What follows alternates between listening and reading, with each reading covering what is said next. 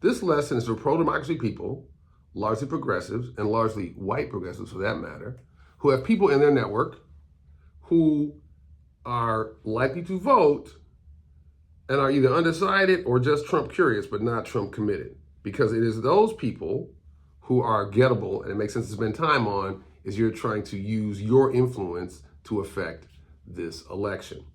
Now, we're at the agree step of the reach method: reflect, inquire, and agree. And this is maybe very, very difficult, but it is very important. Your job in this step is to try to tell a story or two that lets the other person feel like, I don't think you're completely crazy.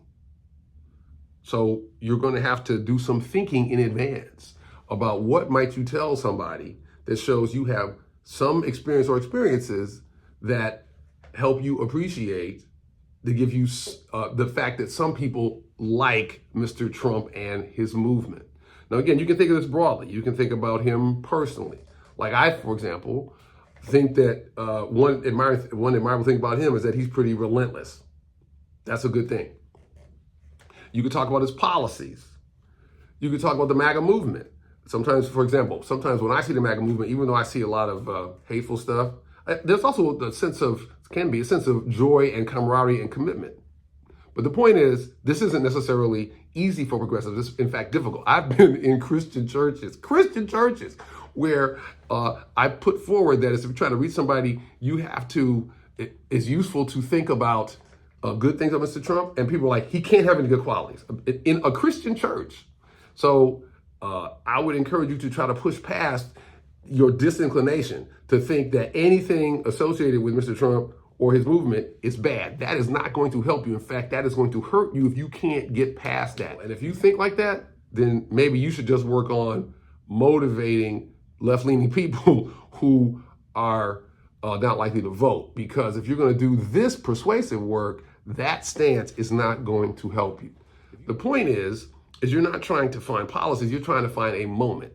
So you're trying to tell a story about a moment in which you had a little bit of positivity about something associated with Mr. Trump. Now, if you've had misgivings about the Dems, it's useful to bring that up. When Mr. Biden was running and his age was apparent, that was easier to do. Now, there's a better candidate, you might need to work a little harder. The point is, if you have any misgivings about the Democrats, this is a decent time to bring those up. Now, I know this is hard to do, but it's important to do if you're trying to influence people. Again, agreements before challenges. If you want to later on challenge somebody to think differently, you need to find some level of agreement first, and that's what this step is about. If you like the content of this video, please press like or subscribe, because that helps the algorithm push it out to more people who might want to see it. Anything you do in support, whether it's a like or a subscribe or a share or even a small financial contribution to this self-funded project, is helpful in making sure we can continue this important work of spreading compassion for the sake of democracy.